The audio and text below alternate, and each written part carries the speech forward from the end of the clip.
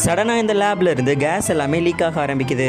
இவனும் தான் கிட்ட இருந்த ஒரே ஒரு ஃபேஸ் மாஸ்க் எடுத்து அந்த பொண்ணுக்கும் போட்டு விட்டு அவன் கேர்ள் ஃப்ரெண்டையும் காப்பாத்திடுறான். பட் அந்த இடத்துக்கு ரெஸ்கியூ டீம் வர்றதுக்கு முன்னாடியே இந்த பையன் செத்தும் போயிடுறான். அப்பன்னு பார்த்து அந்த பையன் யூஸ் பண்ண ஒரு வாய்ஸ் ரெக்கார்டரையும் இந்த பொண்ணு கண்டுபிடிக்கிறா. பட் அதை இந்த பொண்ணால 7 இயர்ஸ்க்கு அப்புறமா தான் ஓபன் பண்ணி கேட்கவே முடியும். அதுக்கப்புறம் அந்த பையனுடைய தம்பியை இவளுடைய செக்ரட்டரியாவும் அப்பாயிண்ட் பண்றா. அந்த பையனை ரொம்பவே பத்திரமா பாத்துக்கணும்னு சொல்லி இந்த பொண்ணு நிறையவே கஷ்டப்பட்டுட்டு இருக்கா. இப்படியே 7 வருஷம் ரொம்பவே வேகமா ஓடி போயிடுது. இவளுடைய பாய் ஃப்ரெண்ட் விட்டுட்டு போன வாய்ஸ் ரெக்கார்டை ப்ளே பண்ணி கேட்க வேண்டிய டைமும் வந்துடுச்சு.